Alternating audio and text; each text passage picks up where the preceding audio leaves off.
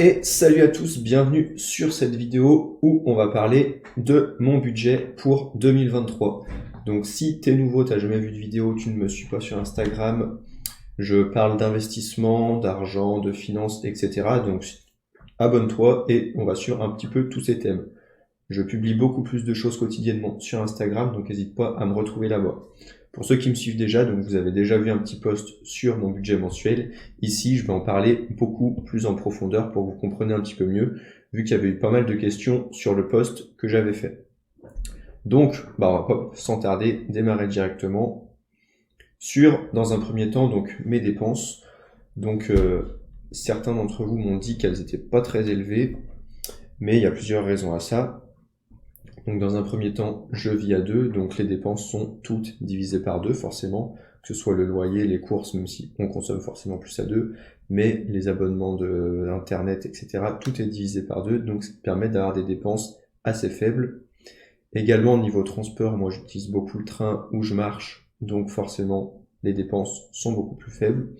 Donc environ en moyenne à 700 €, je peux m'en sortir tranquillement. Donc ça, c'est plutôt ce qui va être prévu pour les dépenses. Dans un second temps,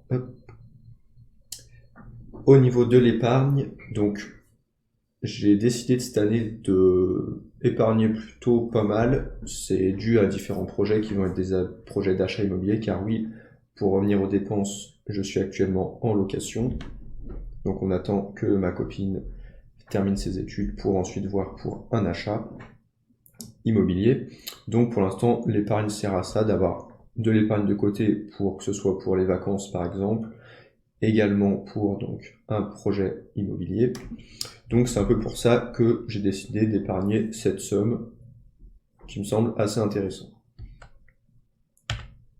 Donc pour préciser, ça part sur en moyenne, donc on a 600, donc on a 250 qui partent sur un livret A, 250 sur un LEP que j'avais pu ouvrir quand la première année où je m'étais déclaré auto-entrepreneur, donc ça me permet d'en avoir un. Pour rappel, le LEP, c'est un livret, donc comme le livret A, exactement pareil, mais à un rendement beaucoup plus intéressant qui a plus de... Je sais plus à combien de pourcents d'ailleurs, j'en oublie, mais beaucoup plus que le livret A et il va être encore augmenté cette année, mais il faut que vous gagniez moins de 20 000 € sur l'année pour pouvoir l'ouvrir. Donc voilà à quoi, ce que c'est le LEP. Vous irez voir plus en détail, mais j'ai pu en ouvrir un. Logiquement, il devrait bientôt fermer, mais bon, ça me fait des petits intérêts intéressants tout de même. Et le reste, ça part sur un PEL et un budget sur un compte Hello Bank pour les loisirs, les vacances.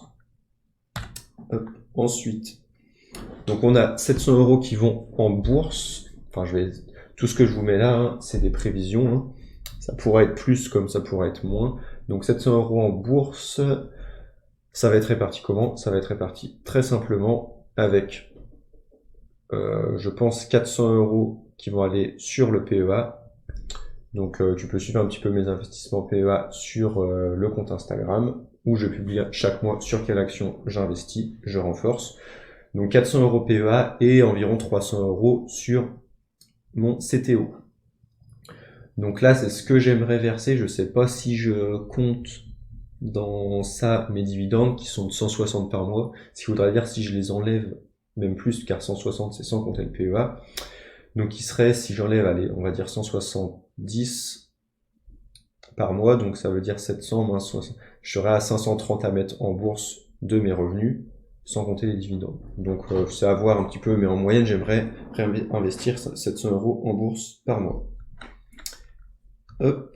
Ensuite, donc j'aimerais mettre 200... Ah oui, je suivais même pas, mais je vous ai mis le total à chaque fois hein, pour voir un petit peu à combien ça fait. Donc là, déjà rien que dépenses plus épargne plus bourse, on est déjà à 2000 € qu'il faut que j'ai de revenus par mois.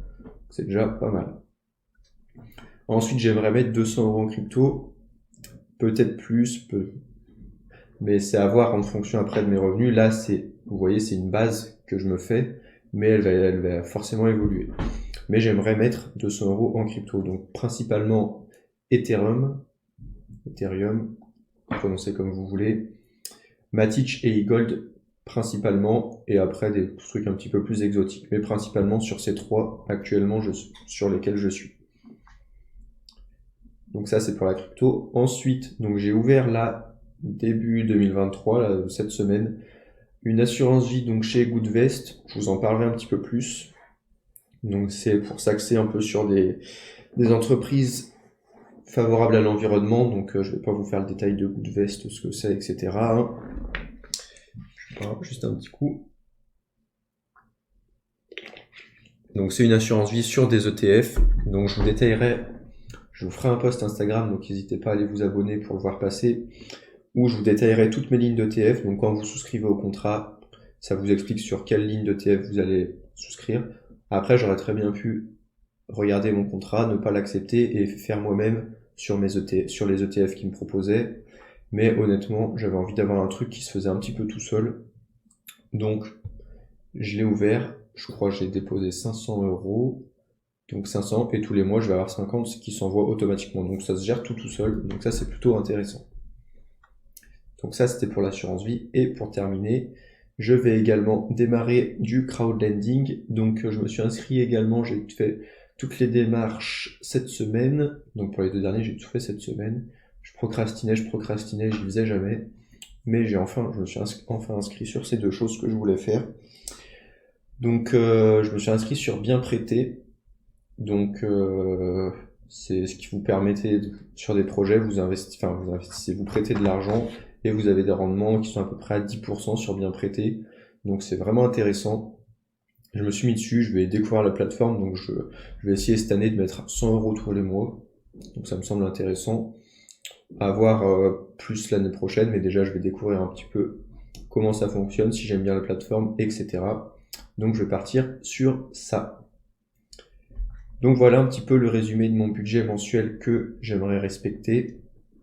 Donc au total, on arrive sur un budget de 2350, donc il faut que je génère 2350 euros net par mois pour arriver à faire ça sur toute l'année.